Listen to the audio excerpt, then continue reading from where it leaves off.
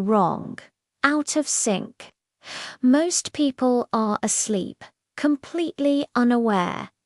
I used to be one of them, not anymore.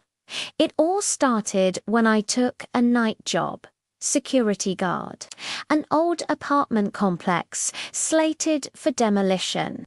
The place had been abandoned for years, no tenants, no power on most floors. Just these long, echoing hallways with peeling paint and a silence so thick it practically rang in your ears. On my first night, the supervisor, a tired-looking man with deep lines around his eyes, handed me a heavy ring of keys. He looked at me dead serious and said something I'll never forget. "Whatever you hear between 3 o'clock and 4 a.m., don't investigate." I let out a nervous laugh.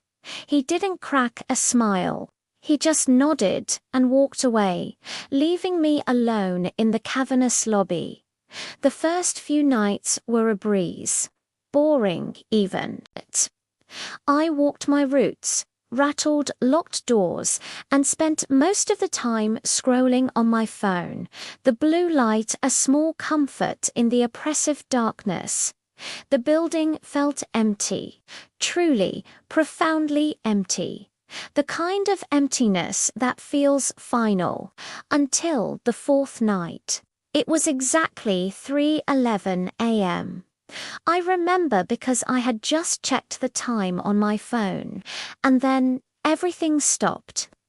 The faint hum of the emergency lights, the distant rumble of city traffic, even the sound of my own breathing. It was like the world was holding its breath, and in that absolute, suffocating silence, I heard it. Footsteps, slow, deliberate, and wet. A soft slapping sound, like bare feet on a damp floor. They echoed from the far end of the hallway on the 7th floor.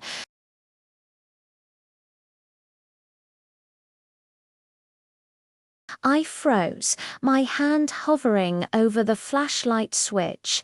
My blood ran cold. The radio on my belt, silent for hours, suddenly crackled to life.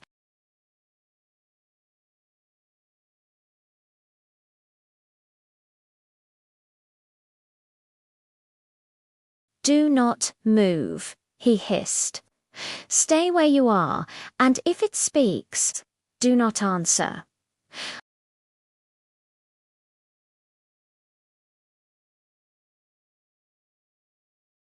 The wet footsteps grew closer, slower, stopping just around the corner at the end of the hall, just out of my line of sight. And then a voice followed.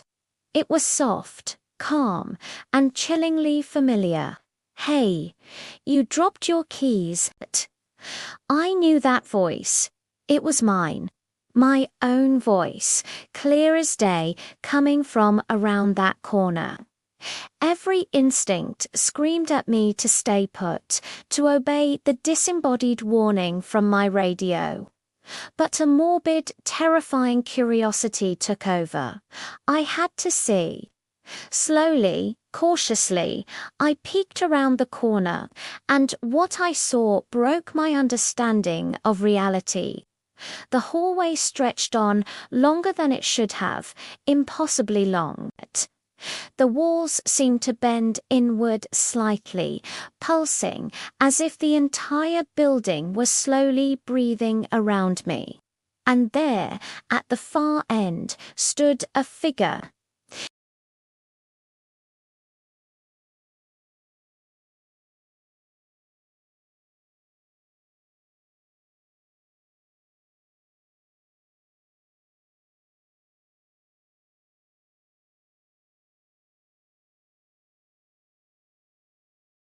The thing spoke again, its voice a perfect mimicry of my own, but laced with an ancient, chilling amusement.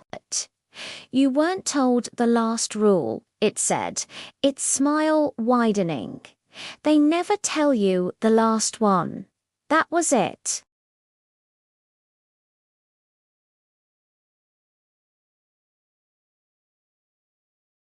I turned and bolted for the stairwell, the sound of my own pounding feet filling the hall. The heavy fire door, which I had propped open earlier, slammed shut right in front of me with a deafening bang. Lights in the ceiling fixtures burst overhead, one after another, showering the floor with glass and flickering violently, casting a strobe of terrifying shadows. I yanked the door open and scrambled into the stairwell, taking the concrete steps 2, 3 at a time. As I ran, I heard another set of footsteps behind me. They weren't chasing me, they were matching my own, perfectly synchronized. Every time my foot hit a step, so did theirs. A perfect, terrifying echo. It felt like my own shadow had detached itself and was now hunting me. I finally burst into the ground floor lobby, gasping for air, my lungs on fire. I leaned against the security desk, trying to catch my breath, and glanced up at the clock on the wall. The hands read 3:17 a.m. Only 6 minutes had passed. It felt like an eternity. I turned to the massive front doors, ready to escape into the safety of the streetlights. But they were gone. In their place stood a solid, seamless wall of mirrors, and in every single reflection, I saw myself, dozens of me, staring back. All of them were smiling that same wide, unnatural smile as the thing in the hallway. All of them except one. One reflection, right in the center, wasn't smiling. It was screaming. Its face was contorted in silent, abject horror. It was me, the real me, trapped. The radio on my belt crackled again. It was the supervisor. His voice was breaking now, filled with a despair that chilled me to the bone.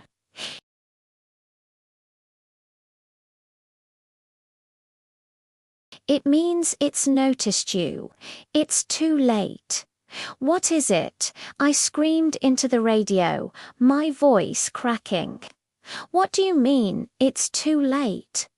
There was only silence. A long, drawn-out silence that was worse than any answer. Then, a faint cracking sound started. It came from the mirrors. Thin spiderweb cracks began spreading across the glass. And then I saw them. Hands, dozens of pale, long-fingered hands pressing against the glass from the other side, the mirrors bowing inward under the pressure. Faces followed, emerging from the darkness behind the glass. They weren't human.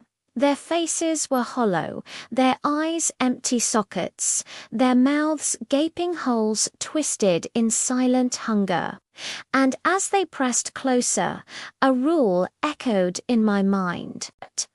A rule I had never been told, but one I suddenly understood with absolute soul-crushing certainty. If it reaches you, you take its place. You become one of the faces in the mirror, and it takes your place in the world. The central mirror, the one with my screaming reflection, began to crack faster than the others. A pale hand reached through the splintering glass, its long fingers stretching towards me. I closed my eyes and screamed, a raw, ragged sound of pure terror. The next thing I knew, I was sitting upright in the chair at the security desk. Bright morning light was spilling through the lobby windows, illuminating dust motes dancing in the air. The wall of mirrors was gone. The old heavy glass doors were back in their place. The building looked normal again.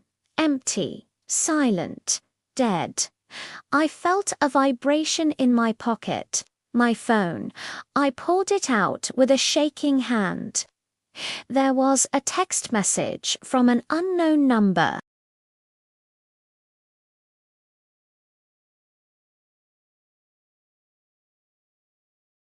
I quit that day.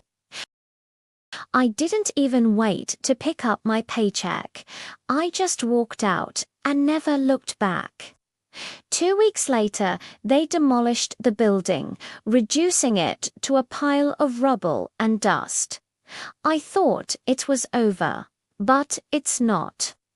Every single night, at exactly 3:17 a.m., my phone lights up.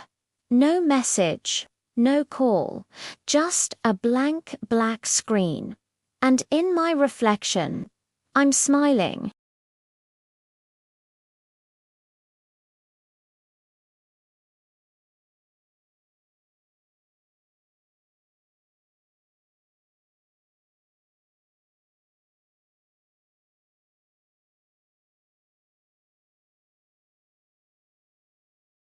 You might not like who you see smiling back. Thanks for listening. Stay safe out there.